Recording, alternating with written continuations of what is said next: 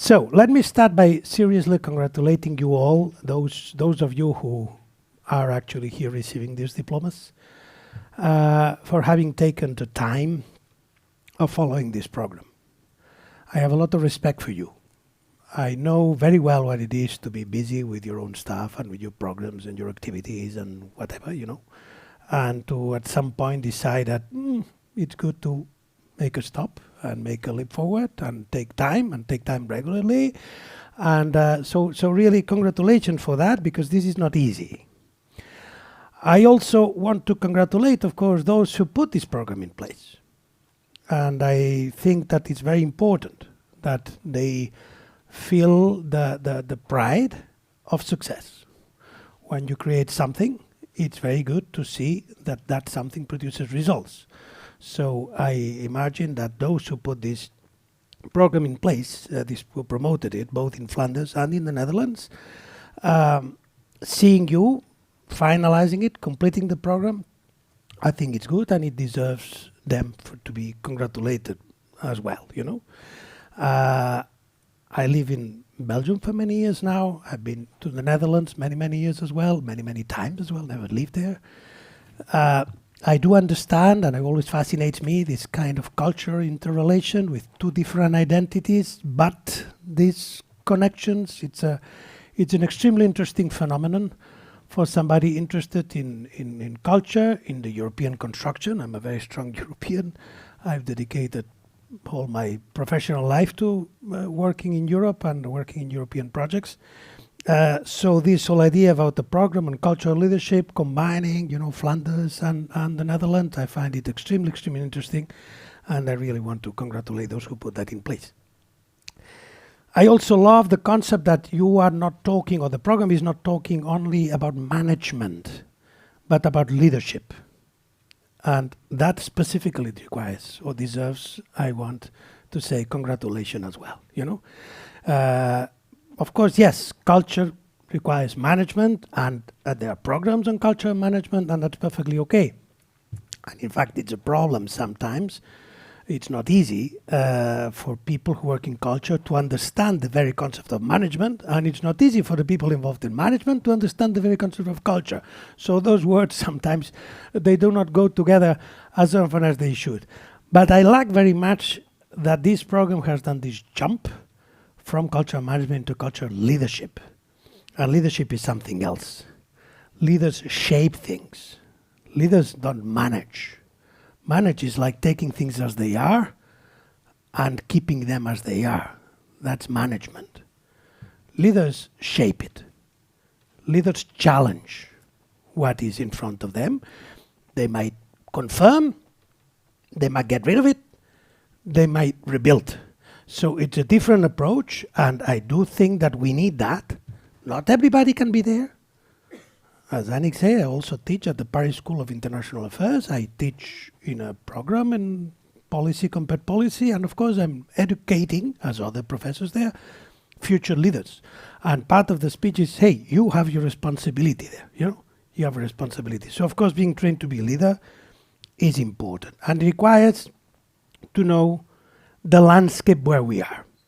And that is what I will try to do with you today in this keynote speech, What is the landscape around us? And I've divided this in two parts. Any division is academic, but essentially in two blocks, more or less, to have some order in the presentation. What are so present and future? And the basic division is the challenges that you will find.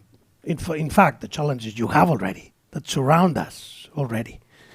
Because none of you is 20 years old, so all of you are already working in culture and working in society. So these challenges are going to be new for you, and we're going to have a tour de table of those, as they are. And some of them, I've had some experience in dealing with them as well, with all of them, in different ways, and in government and in the private sector as well. And then the second part will be about challenges that I am aware of them, I am exploring them, but they have not been part of my professional career. And they will be part of your professional career, especially among the youngest of you, There are challenges that I didn't need to have when I started in, let's say, for you to have a reference, I think I ended my period at the end of 92, so I started having some responsibility in 95, 96. Okay? So that's almost pre-internet. Almost pre-internet. Pre-internet existed, but my first computer was when I was already a member of Parliament. Was the first time I could enter into Netscape. Google was not even there. So there are certain things, that's what we're going to say, and we're going to see together, certain things that were not part of my professional life and are going to be part of the professional life of whoever starts or is at the very peak of the activity now. And that's what we're going to see there. So, let's see if this works. The first challenge, the digital revolution. We can call it a revolution, and I think it is. And of course, we have digested it so much, and we consider it so normal as part of our lives that we don't realize what it has brought to the cultural landscape and how fast, and what it has represented. Now, I don't even know how many of you recognize all these logos, you know. As I say, I started my activity in cultural policy in 1995, when nothing of this existed. And in fact, the first battle was the first logo, Napster. Starting, you know, cultural, disturbing the cultural environment only on the musical side. In a way, in fact, that everybody else in the cultural environment considered that was about somebody else's battle. It was only for people on music. It was only going to kill or destroy or eventually affect the record industry. Publishers, cultural managers, museum directors, film producers. That's not our business. This is just for musicians. You know, that's how Napster started. I remember that very well, the P2P, you know, 1991, 2001. It was a hostile attack on the record industry. Piracy was the issue. It totally changed and it turned upside down, of course, the whole revenue of the music industry. And then came Spotify, which was essentially invented. You know, first iTunes, of course, which created some kind of compromise. Legal downloads, starting to have some possibility of legal downloads with iTunes Music there. Then on Valentine's Day of 2005, it's a funny date to remember, 2005, it's just on the corner. 3 former employees of PayPal created something which was to exchange videos, and they decided to call it YouTube. That's 2005, it's on the corner. And in 2008, as you know, a group of Swedes decided that it was enough, that piracy was killing the whole cultural sector in the music, the music part of the cultural sector, and they created Spotify, which was created not as a kind of, hey, let's develop something. It was a break. It was, let's stop this, you know. That was Spotify. It was created as, let's have a way where these kind of people who are killing the whole industry have a way to pay for it. So at least it will not be something that really benefits the industry, but it will stop the hemorrhage of what is going on. That's what happened there. You know, it was essentially an anti-piracy mechanism. But of course, it didn't stop there. It didn't stop there. But 2007, Amazon launched the Kindle Reader, which again was considered something for nerdies. Who's going to be reading books on a screen? Come on. Nobody's going to be reading books on a screen. Well, they did not, then the panic came as for the other people had the panic moment saying, oh no, it's going to kill the books. No, none of both were true. Yes, people are reading books on the screen. In fact, by 2010, more e-books were sold in the United States than physical books. So it was very fast. It was very fast. But it didn't kill books. It didn't kill books. Books are still there. Printed books are still there. Okay? So it's not the end of the book. Then the iPhone, that's closer to all of you, closer to your memory. The rest are, I mean, you're not, we are young, you are young, but you remember this. But perhaps some of you are not in the professional life as active. But the iPhone, yes. The iPhone, yes. But still, I don't know Steve Jobs. But I'm a witness, if this was a quote, I'm a witness that nobody in the industry had imagined that the iPhone was going to be used for audiovisual content. And I'm a first witness about that. That nobody had imagined. Not only that, it was totally despised. In fact, to start with some personal anecdotes, that's part of the thing, I guess, not only to come with pure theory. When I was in the European Parliament, in 2000, I was 2004, 2009. In 2007, so it's not far away. Huh? In 2007, when the iPhone was launched, in parallel, so at the same time that the iPhone was launched, there was a full program promoted by the European Commission and the telco industry to put in place a mobile TV system, a mobile digital TV system, which would have created, and I can tell you, I've seen the plans, I've seen the budget, I've seen the equipment. It would have filled all our cities with another set of antennas. So the idea was you had the antennas for the GSM as we have now, and the antennas for the mobile television. And people would have had, and I've seen them, I've seen those pieces of electronics, you know, and people will have the television at home and the mobile television, and of course the phone. And I do remember, I mean, it might sound like, oh, this guy, it's not that I had a specific vision. It was just somebody who tried to do 1 + 1 and 2 + 2. And I remember being invited as a member of parliament, you know, they do these things. You're invited to conference and so on. To a conference on telcos and policy, telecommunications and policy in Santander, in Spain. And I remember discussing with engineers, I can tell you that, saying, guys, the new iPhone has a screen. Wouldn't it be possible that at some point people are going to be watching videos or images in that screen? Not recorded, but actually live videos? They laughed at me. I can tell you, they laughed at me. The engineers treat me as an imbecile who was a kind of politician who knew nothing. Because they believed that data would never, that's 2007, data would never have the capability of delivering streaming onto telephone. I don't need to tell you what happened afterwards. Okay? So, Netflix. That's the first Netflix. You know how Netflix started? It's an exchange system of videos. Sorry, videos, of video cassettes, of VHS. I was in the States with a friend, I mean, at that time, when Netflix was that Netflix, not this Netflix, that Netflix. And I remember in Miami visiting a friend, and I saw it working, which is very funny, because normally this never happened in Europe, but I witnessed it. And you could receive, it was like commanding, not online, but on the phone, you know, or you had something, a list, a catalog. It's like selling the catalog.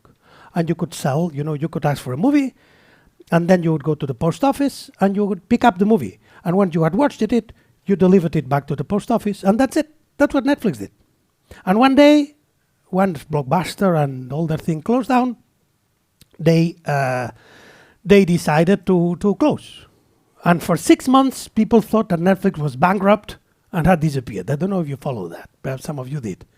But people in the market say, okay, Netflix is gone, like Blockbuster is gone.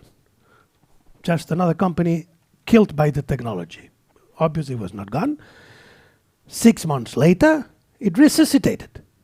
And it is this Netflix. Well, there was a logo in between, but I didn't want to do too much advertising, okay? And it's this Netflix. And then again, I don't need to tell you what Netflix represented. Of course, then others discovered that they had to deal with that. And that was Disney and Amazon and Apple, and everybody else followed, okay? So we've seen that evolution. Now, what's my point? My point is that every single of those have been like the barbarian invading the Roman Empire. Nothing of that has been seen as something that is positive, that we need to work with, that we welcome, and then, yes, we welcome at the same time, but we organize. No, each one of these things has been the barbarians invading the status quo. The barbarians invading the empire. And of course, when you take it that way, I can tell you the Romans have always lost the battle. Always. All these battles have been lost one by one. And the barbarians have occupied the empire one by one, sector by sector. And obviously this is not over. This is not over. So there was never a positive approach. And at the end, of course, after some battles, and I've been part of that battle, I mean, I've been fighting piracy, I've been, some of you might be familiar with the concept ADOP, I don't know if it rings a bell to you, the ADOP law, which was the 3 strikes law about when the telecom companies would detect and identify when a user was doing too much data consumption. It meant that he was downloading illegal content, and then the police could go there and fight piracy. Yeah, that kind of thing happened, until, of course, the whole thing settled and the telecom companies became cultural actors themselves. And instead of being the enemies of culture, they became the most important players in culture. Telefonica, which is a company I know particularly for obvious reasons, when I started all this, was the enemy of culture, because he was the one facilitating piracy and making money out of piracy. Until the day Telefonica became the largest audiovisual producer. And so is Orange, and so are the others. So the Romans made a deal with the barbarians, and they lived together. What I mean by this is that it would be different if somebody had the vision to stop certain things, but to build certain things at the same time, and not to wait for those to be built by somebody else. And also, talking to European audience, every one of these movements has been done, of course, outside Europe. And Europe, with a very little exception of Spotify, has just been passive on this, And the list of examples of what I could call blindness of this is huge. And I could tell so many anecdotes. Let me tell you two. Two of those, or essentially one. When I was Director General for Cinema, 2010, there was no streaming, but of course there was already downloading. There was iTunes and movies. And I was in fact appointed Director General for Cinema, not because I'm a cinema expert, I'm a passionate of cinema, but I was, quote unquote, an expert on digital policy. And that's how I got that job, because the minister wanted me to help the transformation of theaters, the digitization of theaters, and the whole transformation of the full distribution system. Now, I remember talking to producers and sitting with film producers and telling them, guys, this is coming. This is a tsunami coming. Now, you can go to the upper floor, or you can stay there, or you can cry, or you can pretend to fight it. But nothing of that will work. And I was not insulted because they were civilized people, but very strongly attacked. Hugely strongly attacked. And a friend of mine, if you like Spanish cinema, you might know Alex de la Iglesia, very important, well-known Spanish filmmaker of a certain kind of movies. He was at that time the chairman of the Spanish Film Academy, the professional organization. And at the Goya Awards, you can check that online, at the Goya Awards, which is the equivalent to the national awards, the Spanish Oscars, so to say, he delivered a speech. And for the first time ever in that environment, he praised digitization. And he didn't treat digitization as an enemy, and treated it as something that you had to deal with. And he was totally criticizing us, you're dealing with the enemy, and so on and so forth. He was really crazy. Now, of course, today, the Spanish film industry, and I could say in general, except for the French, the European film industry, the European audiovisual film industry, will be totally dead if it was not by what we are producing for the platforms. Part of that, of course, comes from some regulation that makes it mandatory. That's true. But the whole business model is there. So, what I mean by this, let's try, I don't know when the next tsunami comes. You might have one in mind. We'll discuss that one. Okay, we'll have a mention on that other tsunami that is coming. I will make a specific mention. I think it's a different kind of tsunami, that one. But in any case, I would like that those who have the responsibility and who see certain things, well, react positively. which doesn't mean naively. It doesn't mean that we need to buy anything that comes from the outside, but that we are constructive, because just fighting things, it's not the way to do. So this is the first block, the first challenge. It's everything that you could call digital, this digital landscape. And I'm not discovering, as I say, I'm not discovering nothing to you. The only message for you is, let's not just be there resisting it. Let's work with it. I mean, many of you already, I don't know if there are digital artists here, if you are using it, probably. I mean, there might be some of you, of course, you have totally integrated it. But the only way is really to make it in a constructive terms, which doesn't mean that we need to accept the conditions of the barbarians. Those are the barbarians. But a different approach, I think, would have put us all, as Europeans, as the European cultural managers, in a better position. Second challenge, public funding, of course. Public funding is a challenge. I think it has been a challenge since culture is culture. But of course, in the last years, anything that relates to the relationship between culture and money is a challenge. And anybody who calls himself, herself, cultural leader needs to deal with this. And needs to understand that this is an important part of what we're discussing. You know, how do you fund, how do you finance your cultural activities? Now, we could discuss, of course, the whole topic of money and culture. It could be in itself a lecture, okay? There are many angles there. The impact of austerity in public budgets, we've seen that. The temptation of politicians to cut funding, and of course, culture is normally one of the first things that are cut there. The difficulties created by the combination of politicization and funding, and the temptations to get, an interference through funding, that's there. The problems of funding and short term. Politicians want a kind of immediate return for their paying, so they find it easier to fund things that have some kind of result within the political mandate, the political cycle. And sometimes, of course, besides short-term projects, funding for culture, as for other areas of life, especially of social impact, the political cycle does not correspond to the result of those investments, and that is a problem. So the challenge is there. I'm not saying nothing that you don't know, I'm just saying that it is there. And of course it is there, the fact that many politicians and many policymakers do not appreciate the social impact of culture. And I could say, and that's why I'm trying to be a little bit more provocative, very often cultural managers are totally unable to explain to policymakers the impact of culture as well. They're just there thinking that they deserve that money, they will ask for that money, and they will not really build a narrative, or some people have improved a lot on that, but they have difficulties in building a narrative to justify why that has an impact. And why that impact can be something that goes beyond culture. I was involved in a project. I was not the main character in that movie, so to say, but I was indirectly involved in a project, fantastic cross-border project between Meknes in Morocco, Medellin in Colombia, and I'm not sure it was the third city. I tried to remember when I prepared this, I don't remember anymore. About the social impact of hip-hop.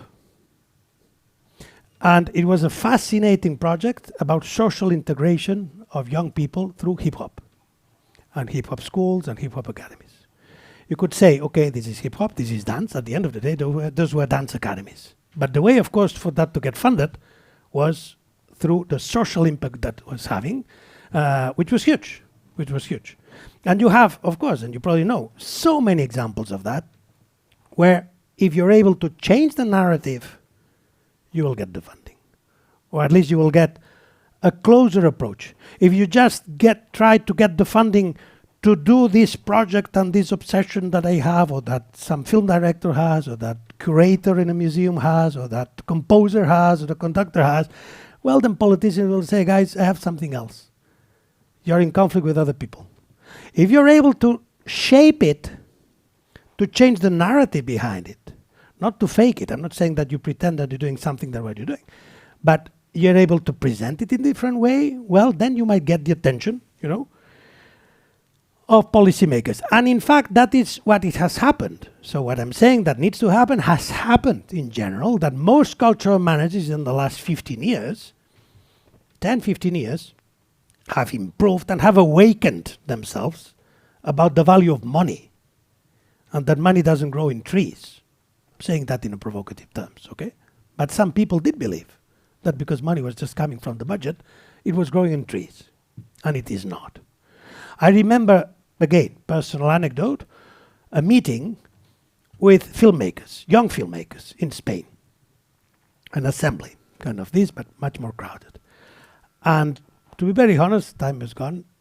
Some people respected me a lot as Director General at that time, but some of these filmmakers didn't respect me that much because they thought I was somebody from large productions. You know, there's this kind of crisis between cinema creators, independent filmmakers who are artists and they consider themselves just artists, and those who are for the large, Hollywood guys. I was not the Hollywood guy, but yes, I did support large productions and I did want to make Spain a place for big movies as well, and not just tiny movies with less than €1 million. So that was kind of a tension, which is normal. If you're familiar with cinema, there was no. So that was the atmosphere. I'm saying that just to show the atmosphere that was there. And then somebody took the floor and started kind of attacking, not me as an individual, but the ministry and the money. You're not paying because I need to do this and I need to be free to do my movie and da-da-da-da-da. And then I said, well, you're right, and it is my job to do my best for you to get funded. And then I said something that none of them, they told me afterwards, none of them had ever told them in those terms. And of course I knew it was pretty bit provocative. But I told the guy and the whole assembly, remember, your film is made with the taxes of the workers of Volkswagen in Barcelona. So the workers of Volkswagen in Barcelona are paying for your movie. Now, I do believe that this is important. I do agree that it is good to take part of what these guys are paying for in taxes, with the revenue taxes, not only them, of course, but them to visualize, and to dedicate that not only to hospitals and roads, but also to culture. But that puts a lot of responsibility on you as creator, and it should give you another sense and another approach to the fact that it is them who are paying you. The silence in the room was strong, And of course that doesn't mean you can call this populist, we can discuss, but it is a way to, hey, be careful. Public money is public money. And public money requires a responsibility. So I totally believe that yes, cultural leaders need to assume that this is part of the role, get funding for whatever they're doing, it is, but also to do it with a mentality that it is realistic and knows where the money is coming from. Now, globally speaking, I think that things are better than they were, not at the national level, but at EU level. I don't want to bother you with a lot of figures, but I've been working in EU affairs for a long time, and I started when there was 1.15 billion in 2007 at the EU money, so the gefinancierd door de Europese Unie, that part of the slide, that was there. And then in 2014, 1.46 billion. Now, what is at stake being discussed, what's going on now, it's 2.44 billion. And of course, it's more going on. It's true that this is happening as a balance of national budgeting going down. So both things are happening at the same time. But this has requested an adaptation, and that adaptation has been very good. And I've been, again, a good witness of that adaptation. Some of you might recognize what this is, Postal service in Utrecht, one of the most beautiful postal buildings in Europe. But a postal service, a postal palace, it's the perfect definition of a public utility. There's nothing more public utility, at least at that time when this was built, as the postal service. 100% public, 100% postal service. Now, when I was elected to Spanish Parliament in 1996, the Prado Museum, all respect for you, but one of the best museums in the world, all respect for others, but anyway, one of the best museums in the world, a museum I love it a lot, was managed like this. Exactly like this. In fact, technically, if some of you have some legal background, it was technically exactly the same. It was called an autonomous organization of the public administration. So one was the Postal Service and another was the Prado Museum. They had exactly the same legal status. The same one, which of course made the director of the Prado Museum somebody appointed like the director of the Postal Service. That was 1996. And then of course, in a context, that was part of the problem, in the context of total reviewing what the state needs to do, and of privatizations, real privatizations of railways, of airways, airlines and other stuff, the Spanish government at the time drafted a law to totally change the legal structure of the Prado Museum. And then, of course, a lot of people reacted, saying, oh, this is privatization of the Prado Museum. We don't want privatization. You band of, you're going to destroy heritage and so on. And some of us made a lot of effort to say, no, this is not about privatization. The Prado will stay as public as it has always been. But it cannot be managed as a postal service. It needs to have a flexibility of the private sector. It needs to have managers. It needs to have accountability. And it needs to fund itself, at least in part. The political tension was enormous. The debates were huge. It took a lot of effort, of course, not to go the other way around and just to prevent that some crazy people might have had the temptation to put things that at the end could have been not the privatization, no, but too much influence of the private sector. But in terms of management, yes. In terms of management, the whole effort was there. And the result is the law, which is in plain force there. You can find it online, The law regulating the Prado Museum, approved in, I think we started this in 1997, so I think the law is from 1999 or something like that, which totally changed the structure of the Prado Museum. Now, this year, or 2024, that's the date I have, it depends year by year, and it's not it's not easy. But in terms of current spends, of course, not the building. The building is public and it's publicly funded and that's it. But in terms of everything else that is beside the building, 44%, between 44 and 50% of the total revenue of the Prado Museum is from the private sector. From sales, from merchandising, from events, from a lot of things that would have been impossible if that had remained, from sponsorship, of course, as well.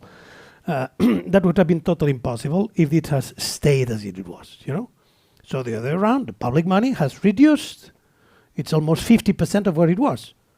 And still, the Prado Museum is not only surviving, has the possibility of it's growing and it stays as good as it is.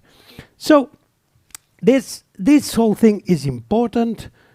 Being a cultural leader in respect to funding requires a mix of, for those who are in the public sector, but also for those who are in the private sector, a mix of social responsibility, which of course when you're dealing with public money it's beyond that, but also a sense of entrepreneurship,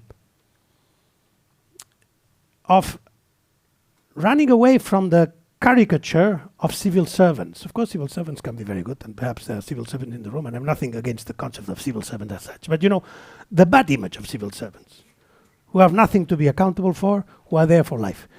I'm not saying all civil servants are like that. I'm not that kind of guy. But I'm just saying that cultural leadership requires this sense of entrepreneurship, even if you're running a public institution. Now, of course, it can be exhausting. It can be a problem also because sometimes cultural managers and cultural institutions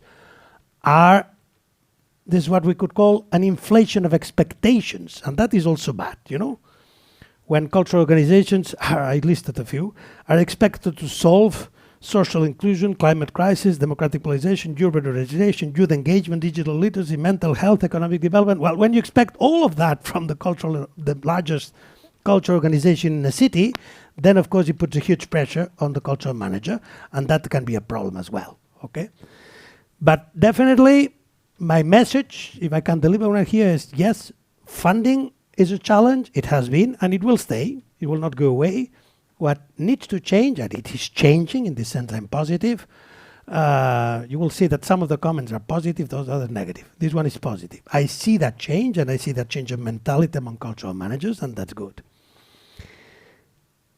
There's another area which I don't even put a slide because I need to go fast on that because I want to focus on other things. But I don't want to not to mention it, which is still here. Yeah, another area which is the whole issue of what it is to work in the cultural sector. What you could call the working conditions of cultural actors. That's a challenge, and that's a challenge which it was mentioned when I started being interested in these kind of things, and it hasn't changed as much as I would like. It has improved a little bit, both in terms of the social perception of what it is to be a musician, a painter, a dancer, a choreographer, and of course a cultural manager. The social perception has improved in part, but the labor conditions, no. Generally speaking, no, or not as much as they should. Not as much as they should. So that's a challenge, that's kind of homework still.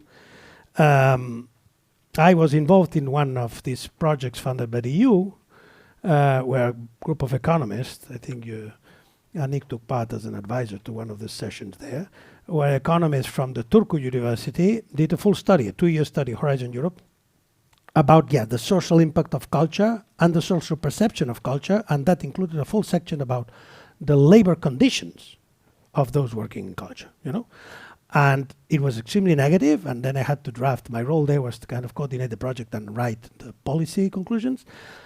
And we didn't know if we had to be as negative as the results were, because it was terrible. And it was terrible in part also because it included polls and and talking to people and having this kind of workshops and the kind of things you do. And part of that had to do also with a kind of negative self-impression of people working in culture, who themselves do not evaluate what they are doing. And they are not proud of.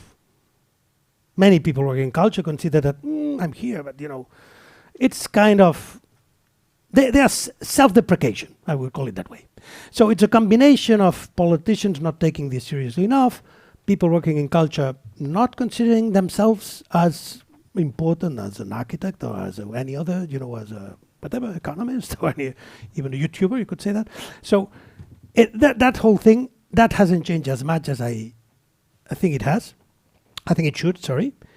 It affects the dignity of the people working in the cultural sector, and it's a challenge for cultural leaders, which is what we're discussing here. And it stays there, and it's part of things to do. Okay? Now, you might know this song and this record. Many of you perhaps just discovered it through the movie. I guess you watched the movie about the bio of Bob Dylan. You might have seen the movie.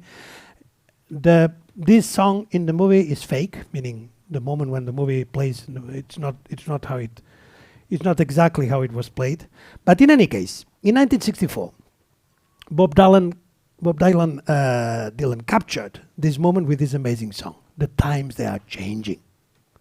The times they are changing. That's how they said it, And that became an hymn, an anthem of the society that we have to now is over.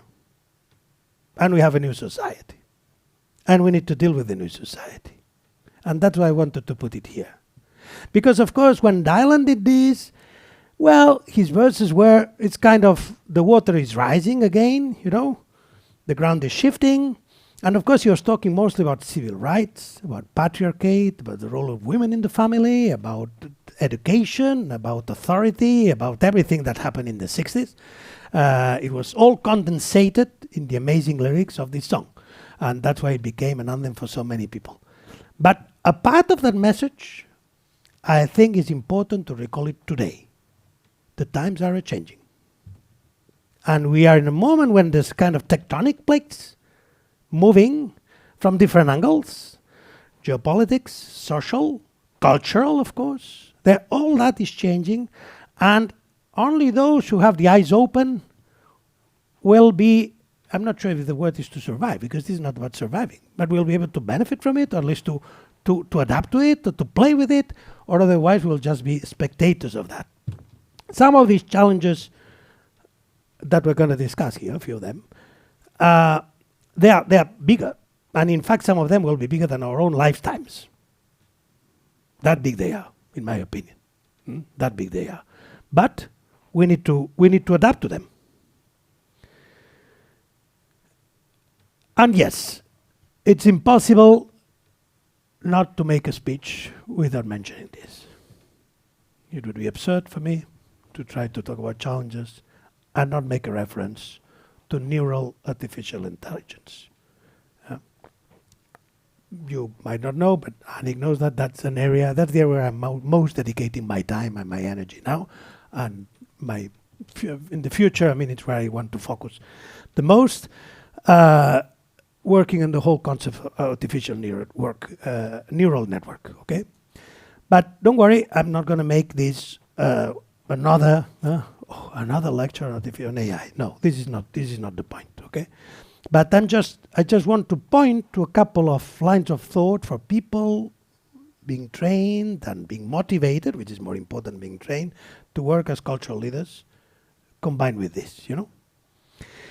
And in this context, I want to quote a guy which you don't expect probably to be quoted, which is Donald Rumsfeld.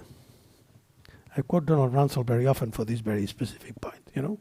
You know who Donald Rumsfeld was, you know, Secretary of War, Secretary of Defense at the time, they call Secretary of War now in the United States. But Donald Rumsfeld, in another completely different context, made a phrase which has been quoted ever since. I'm not the only one quoting. I made a very important distinction between those questions, those uncertainties, you know, those uncertainties that are there, for which we have the question, we just don't have the answer. But the question is perfectly phrased. And he called them the known unknowns. They're known unknowns in our private life, in our social life, in our political life, in our cultural life. The known unknowns. There are things, there are uncertainties, big, small, but we know how they are shaped. And Rumsfeld said, well, those are easy to deal with. The problem are the unknown unknowns. And that was brilliant. The unknown unknowns, the uncertainties that we don't even know about. They're double uncertainties. We are not even able to phrase them, to shape them. We just feel that there's a bunch of things out there that are coming. But we are not ready to react to them as we can more or less plan for different alternatives for the known unknowns. With the unknown unknowns, we cannot even do that. Nobody can. That's the whole point. And that is what's happening with this. There are many more unknown unknowns with AI than known unknowns. And that's the kind of message I want to share with you, you know? I see a lot of people having discussions today about, oh, AI is going to substitute. Yeah, AI is going to replace this job. It's going to replace this company. It's going to replace this. And this reminds me very often of the picture on the left.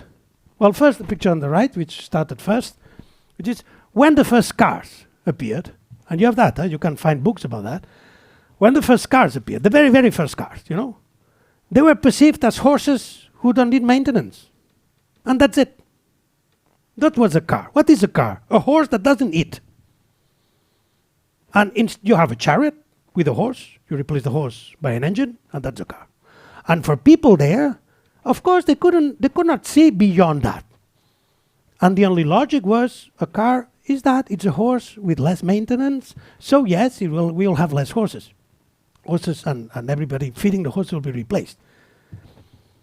Urban planning, independence, the change in the concept of family, the change in trade, the huge social impact of cars, what they meant for some societies in particular, especially obviously in the United States, but not only, the transformation that cars, only cars, and of course everything that came after that, but because of cars, it changed society.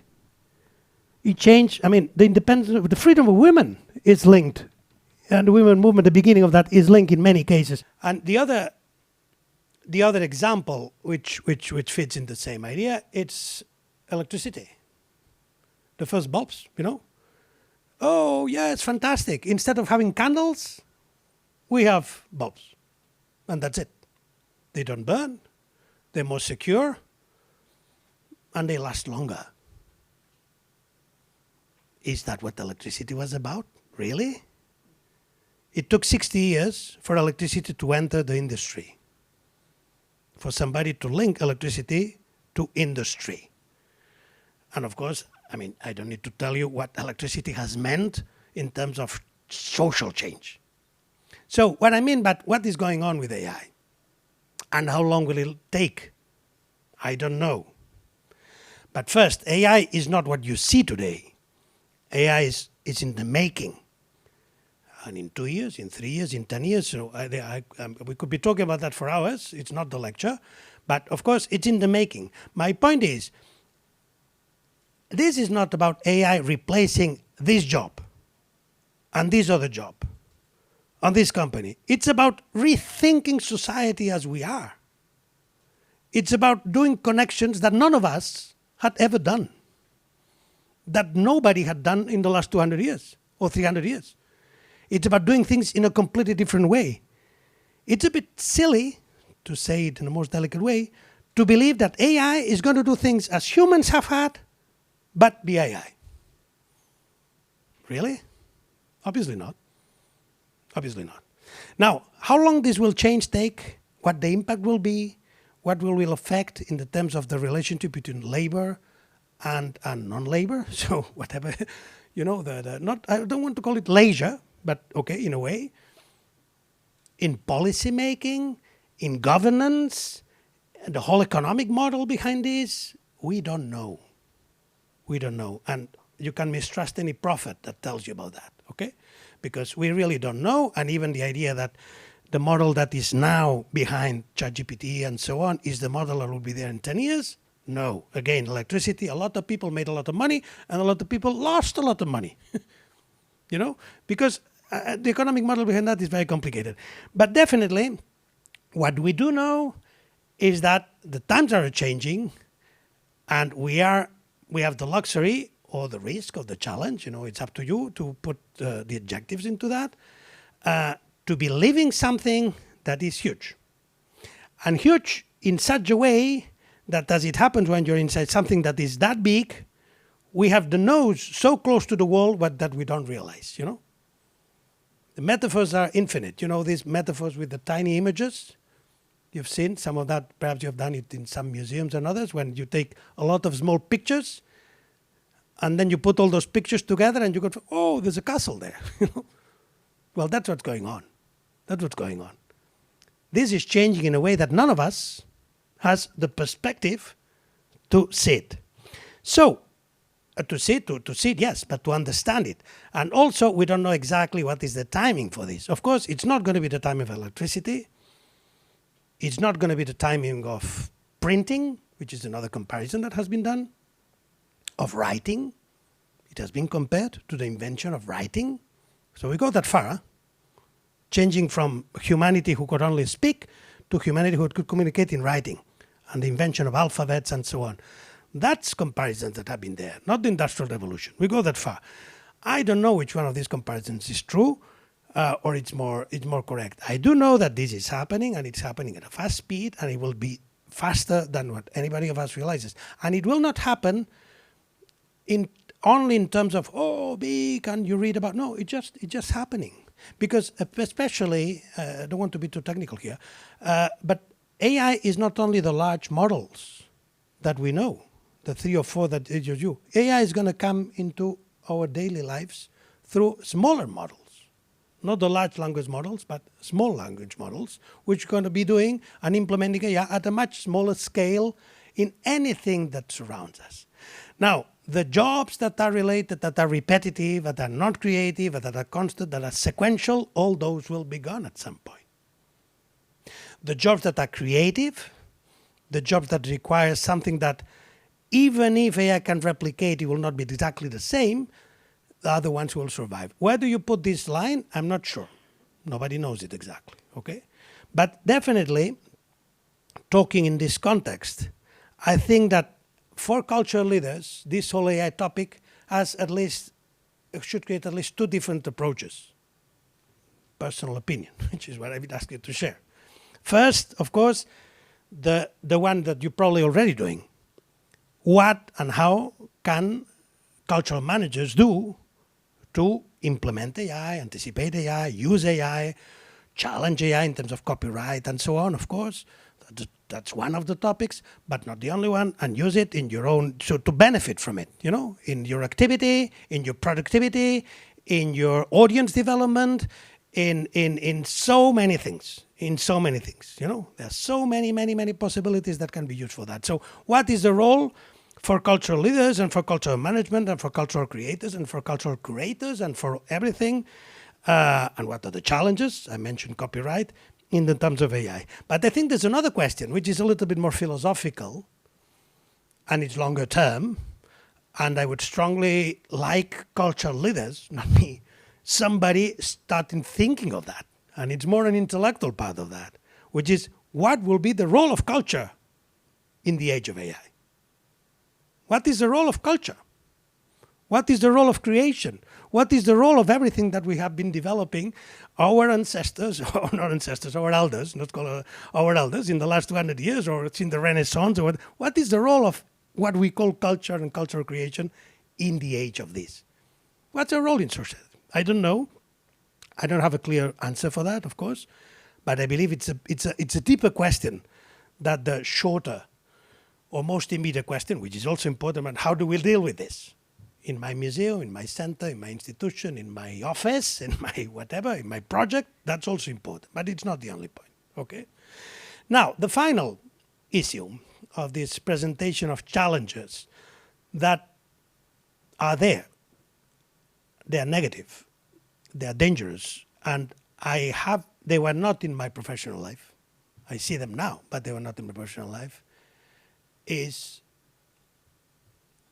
the democracy issue, the democratic challenge.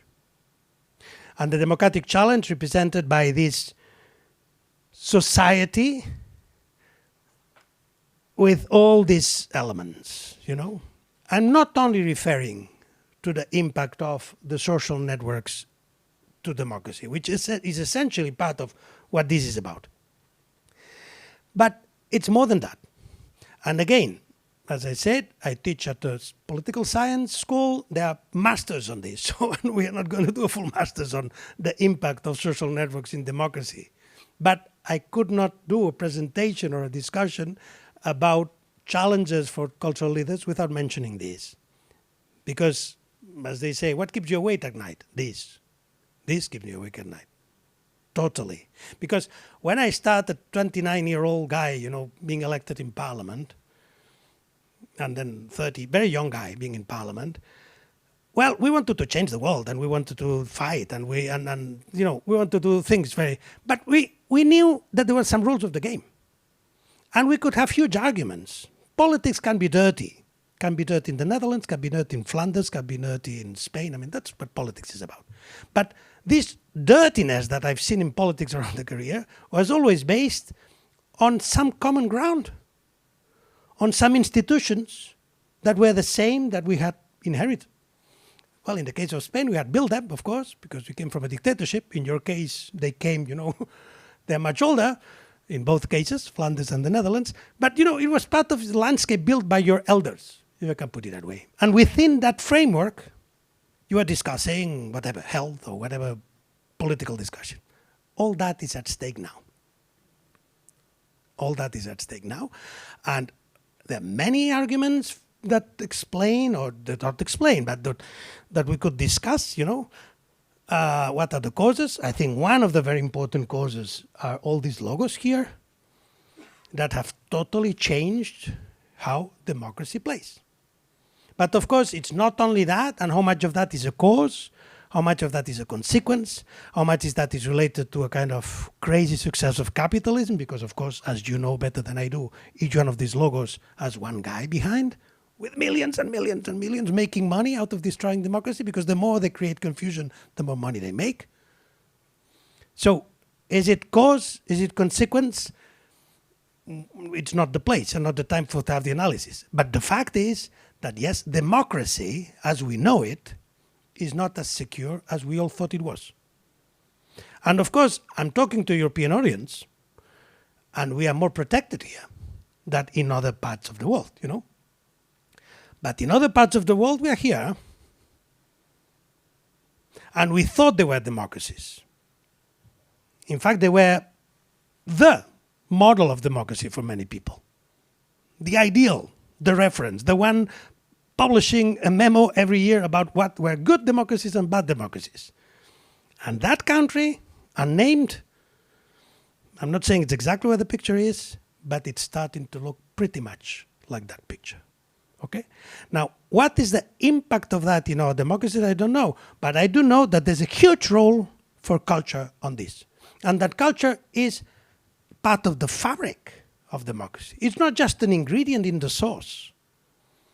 It's not just, well, okay, that's, you know, you divide topics. No. Democracy and culture go together. And culture is an essential component, which is why, of course, those who are challenging this, the first thing they are challenging is culture. And some people are comparing what's going on the other side of the Atlantic with the Cultural Revolution, in the sense of the Mao Cultural Revolution. Because they do know that by killing that, the whole system collapses. Now, where are we with this? Is Europe at the same level of danger? Well, I'm not sure. I believe we are not. But I want to raise this as an issue, you know. I use it from time to time. The UNESCO definition of culture, which is challengeable as any definition, you know. But how does UNESCO mean that is culture? Culture, the set of distinctive spiritual, material, and intellectual and emotional features. Attention to the emotional part, okay? Distinctive spiritual, material, intellectual, and emotional features that characterize a society or a social group. That's what the UNESCO definition of culture. Okay? So, whatever we are as a society reflects in what we are in culture. And whatever you have as culture reflects in the society. So, if this is a society we are, is a society where we cannot accept the difference, where we need to impose, where violence, and there are no rules, and so on and so on and so forth, that is affecting culture. And of course, culture, anybody who pretends or who wants to be a cultural leader has a role to play here. What is that role? Well, it's not for me to preach that much, okay? But to raise the issue, yes. Now, are we that bad today? Well, no. I think that we are talking in Europe and we are talking in Antwerp, which things are much better. Cultural spaces, cultural society, we are not that bad. So there's a role for leaders. And there's a role for leaders, for cultural leaders, which is a kind of a combination of diplomacy, generosity, the art of dealing, conducting. That's what leaders are about. Now, some of you might not react to that picture. I was telling Hanik that after having used that painting is in the Prado, and any Spanish boy or girl, you know, educated Spanish boy or girl who has gone to school, knows that painting because that's the rendition of Breda. Now, we call it has two names, the painting has two names. And of course, it's the moment when, for us, it's an image that independent of what it represents, I will come back to that, it shows magnanimity in defeat, you know, and it's presented like that to us at school, you know. So, noli stravincere, they say in Italian, which in fact is from Latin, no, but noli stravincere, don't overwin. So it's part of the talent of a leader. You win, you need to negotiate, you need to be a diplomat, you win battles, sometimes you lose battles. But when those battles in terms of the management come, well, you don't win too much, you don't lose too much. Now the problem with this picture is this is of course a defeat of the Dutch in the hands of the Spaniards. And I can promise you it was not my idea to play with that image when I put it there. I only realized it when I had signed, you know, but it's an excellent painting. And as far as I know, it has never posed any specific problem. So what I mean by that is that, yes, cultural leadership requires all those skills, all those virtues at the same time, you know, and navigating all these challenges at the same time, it's not easy. It is demanding. And of course, it requires, you know, this kind of dimension. I could say many, many things about what I appreciate the most in cultural leaders, but let's say that mostly I like those who are able to articulate the narrative, those who are able to bring culture to the conversation in a way that the others understand. That's what I appreciate the most in cultural leaders. People who work in culture, who are able to talk outside. It's very easy to talk to the people who are already as motivated as you are, who know exactly what you know, and who have the same background as you have. That's the easy part. The difficult part is to be able to discuss these challenges with people, the funding, the other, the marketing, whatever, to people from outside for whom you're not as important, or we are not as important as we believe we are. And that is part of the building the narrative, that's part of the thing. So there's a lot of things to do, a lot of work, and that's where I can end here. Gefeliciteerd. Congratulations and good work and good job. And I had all prepared, but I know het is dus tijd om jullie allemaal veel succes te wensen met jullie persoonlijke projecten en avonturen. Gefeliciteerd allemaal en bedankt voor jullie aandacht.